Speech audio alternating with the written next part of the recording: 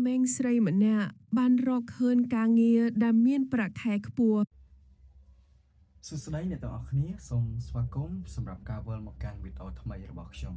អញ្ចឹងថ្ងៃនេះខ្ញុំសូមមកណែនាំ tool ថ្មីមួយដែលខ្ញុំទើបតែបាន build វារួចរាល់អញ្ចឹងណាអញ្ចឹងថ្ងៃនេះខ្ញុំចង់ចែករំលែកទៅកាន់អ្នកទាំងអស់គ្នាដែល tool មួយនេះគឺខ្ញុំបានធ្វើវាឡើងដោយខ្លួនឯងអញ្ចឹងអ្នកទាំងអស់គ្នាលែងពិបាកចូលទៅ website ច្រើនស្មុគស្មាញទៀតហើយអញ្ចឹងអ្នកទាំងអស់គ្នាគ្រាន់តែមាន tool ខ្ញុំមួយគឺអាចបំបែកអត្ថបទហ្នឹងទៅជាសំឡេងបានដោយឥតគិតថ្លៃតែម្ដងណាអ្នកទាំងអស់គ្នាគ្រាន់តែធ្វើអញ្ចឹងនៅពេលដែលអ្នកទាំងអស់គ្នាចូលមកដល់គឺនឹងឃើញទម្រង់បែបនេះដែលមាននៅក្នុង website របស់ខ្ញុំអញ្ចឹងការបង្កើតឡើងរបស់ខ្ញុំហ្នឹងគឺដើម្បីបង្កនូវភាពងាយស្រួលជាងមុននៅពេលដែលបងប្អូនដែលគាត់ចង់ធ្វើប្រភេទសម្រាយរឿងជាដើមនេះទៅតែងតែដើម្បីចូលទៅរក website នានាដើម្បីដាក់វីដេអូឬក៏ដាក់សំឡេងឬក៏ដាក់អត្ថបទហ្នឹងដើម្បីឲ្យវាបកប្រែជាភាសាខ្មែរឬក៏ជាភាសាផ្សេងៗអញ្ចឹងទៅហើយយើងចង់បានទាំងសំឡេងបន្ថែមទៀតអញ្ចឹងបើសិនជាមាននៅ website របស់ខ្ញុំមួយនេះគឺខ្ញុំបានដាក់នៅមុខងារហ្នឹងជាស្រេចដើម្បីឲ្យកាន់តែងាយស្រួលជាងមុនដល់បងប្អូនយើងដែលគាត់ធ្វើ content ផ្សេងៗដើម្បីដាក់ទៅក្នុង YouTube ឬក៏ Facebook ដើម្បីរកប្រាក់ចំណូលបន្ថែមអញ្ចឹងទៅអញ្ចឹងក្នុងនោះខ្ញុំបានបន្ថែមនៅមុខងារប្រភេទបកប្រែអត្ថបទហើយប្រភេទសំឡេងទៀតនេះអញ្ចឹងនៅពេលដែលយើងចង់បកប្រែគឺយើងចូលមក copy តែអត្ថបទមកយើងមក copy អត្ថបទហ្នឹងគឺអត្ថបទនេះយើងបានមកពីណាគឺខ្ញុំបានទៅ download វាចេញពី app របស់ចិនមកណាហើយយើងទៅសេនៅក្នុង Google Gemini ហ្នឹងឲ្យវាបកប្រែសំឡេងមកឲ្យយើងអញ្ចឹងវាចេញតែអត្ថបទឯងនៅពេលដែលយើងដាក់បែបនេះវាចេញតែអត្ថបទមកឲ្យយើង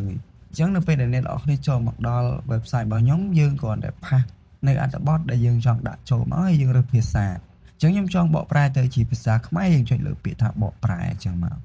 តែពេលដែលយើងចុចបកប្រែវាអាចនឹងចេញពាណិជ្ជកម្មអីតិចតួចតែប៉ុណ្្នឹងឯងបងប្អូនហើយបងប្អូនចុចខ្វែងវាវិញមកយើងមកបន្តប្រើវាវិញហ្នឹងហើយអញ្ចឹងយើងមើលទៅហើយនៅក្នុងនេះខ្ញុំបានកំណត់នៅការដាក់តួអក្សរដែរគឺវាមានចំនួន 2000 តួអក្សរវាអាចបកប្រែម្ដងគឺត្រឹមតែ 2000 តួអក្សរទេអញ្ចឹងណាហ្នឹង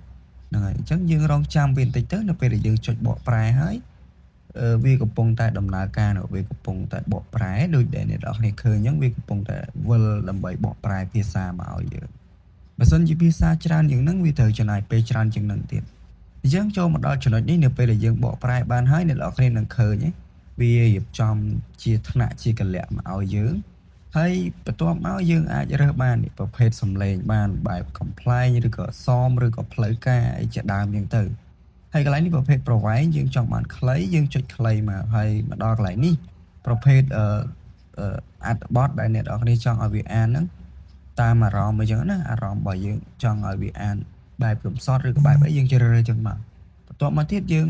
នៅពេលដែលយើងចុចជ្រើសរើសហើយយើងចុចប្រើទៅហើយសូមបញ្ជាក់កន្លែង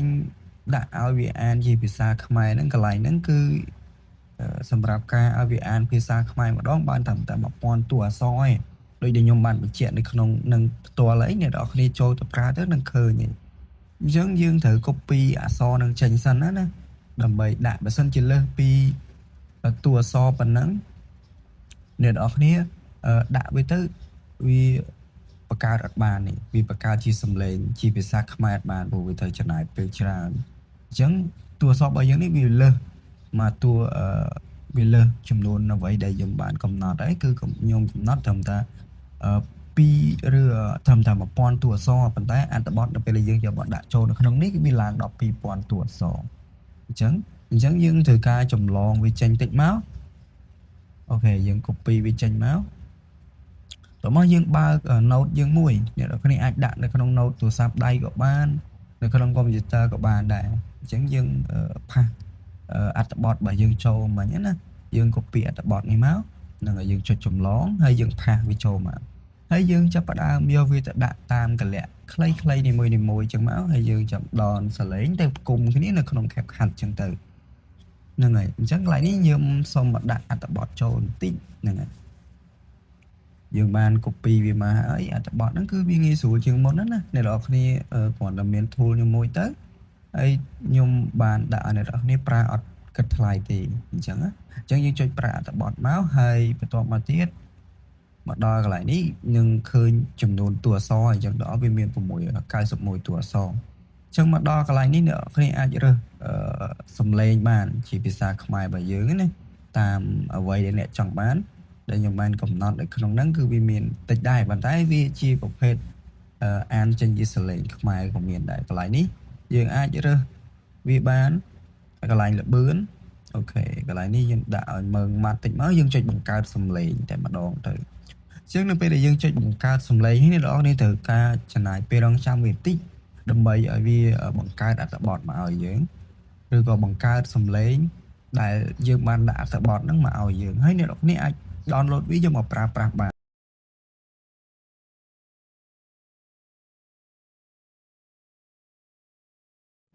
អញ្ចឹងកន្លែងនេះវាបានបង្កើតបានហើយអ្នកនរគ្នាបានលឺ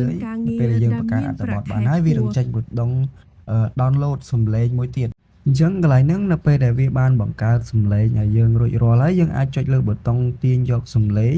ដើម្បីដាក់ប្រើប្រាស់បានអ្នកនរគ្នាគ្រាន់តែចុចលើពាក្យថាទាញយកសំឡេងហ្នឹងមកវានឹងធ្វើការទាញទៅក្នុងទូរស័ព្ទដៃរបស់អ្នកនរគ្នាឬក៏កុំព្យូទ័រដែលអ្នកនរគ្នាកំពុងប្រើប្រាស់នៅ tool មួយនេះអញ្ចឹងសម្រាប់វីដេអូរបស់ខ្ញុំដែរគឺខ្ញុំមានតែប៉ុណ្្នឹងទេបើសិនជាបងប្អូនទើបតែមកដល់ថ្មីកុំភ្លេចជួយចុច like ក៏ដូចជា subscribe នៅ channel